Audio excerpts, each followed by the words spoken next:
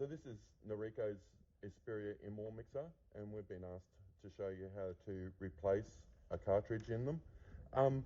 Before you replace the cartridge, and you might not need to, go and obviously turn your water off. And then if you see it leaking out of here, and it's just dripping out of here, and it's actually not dripping when you've got your bath spout dripping, or if your shower's dripping, obviously we need to replace the cartridge. But if it's just dripping out of here, there's an easy way to fix it. So we'll show you both ways. And so the first thing that we need to do, I know this is in the wall, but we're trying to explain, so make it easy. You just see underneath the handle here how there's a grub screw, and you just undo it with your Allen key. And once you undo it with the Allen key, the handle comes off. So the thing is now is that you actually have to turn it all the way to the top. So if you push it all the way to the top, you'll see that there's the gap on the large side is facing you. So what you can do is you can turn around and get a small screwdriver, something like that. You can get a piece of cardboard or a piece of paper so you don't scratch it, and you can push it in here and flick it out. We're not going to, that's the way I'd do it normally, but we're not going to do that, so we can actually show you the way to get it out. You just put it in and you just lift it straight back out. And so as you can see, the covering comes off, and so it's waterproof there with an O-ring around it. Put that to one side, and then what you can see is that there's this loose other piece. So because it's on the wall, it's easy to get out and it'll fall out. And then what we've left with a brass piece holding our cartridge in. So what we need to do there is, there's a couple of ways of getting these out. The best way is to get a pointy nose pair of pliers, because it's easy. So the best way to do this is, if it's just dripping for you, the best way is to check first that this is actually tight. So put your pointy nose pair of pliers in both sides of the hole, or your plumber might have a tool that he uses all the time, but this is an easy way for you to do it. Turn around and push it and make sure it's tight.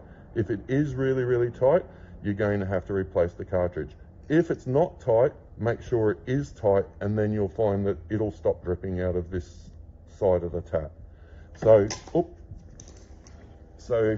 what we can do now is, because we're going to replace the cartridge in this one, because we're going to show you how to do everything, what you do is just put your pliers in there and give it a twist, and obviously it loosens. I just grab the Allen key, unscrew it all the way, and once you've unscrewed it, just pull it straight out. There's your cartridge. So this is what it will look like inside. Just make sure that when you turn around and you're looking inside here, that this blue piece of rubber is not stuck onto here. If it is, you make sure you get your finger and take it out, because that will, if we put the new cartridge in, obviously it's going to leak. So we put the new cartridge in, it's got 2 locating pins, and as you can see inside there, it's got 2 locating pins. So what we do is, with the new cartridge, we grab it, put the cartridge in, keep feeling around for the location pins, and once you feel it, it won't move anywhere. So it's in its location. Make sure that the flat side is down, so the recess side is up, and turn around and throw it back in. I grab this again and just keep turning, put it in, and keep turning until it finds the thread.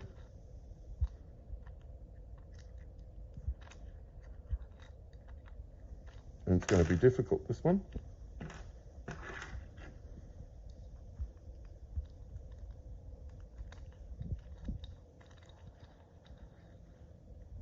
And now it's found the thread, we turn around and grab our pliers again and put in both sides of the holes, the pointy nose pliers, and put it with your hand and tighten it up. Now we want it as firm as what we can do it. This doesn't matter how tight you do it, it does matter how loose you do it. So just keep going. It's obviously a lot easier when it's in the wall, because there's something stable. And tighten it up, and it's tight now. And then all we have to do is reverse what we did before. So this is, because of the location pins, it doesn't matter, you can't get it wrong. You can't get the mixer turning on when it should be turning off. So that makes it very easy. So the only thing you've got to remember now is, is the long side. If you lift this up, remember that the long side goes to the bottom. So you put, this is short, this is long side, so you make sure that the long side goes to the bottom. So put it back into the middle. It obviously has got a square, you can't get it wrong. Push the outer ring back on. And as you can see, when you lift it up, you can't see through the mixer. And then all you have to do is just turn around, put your handle back on, and tighten your grub screw.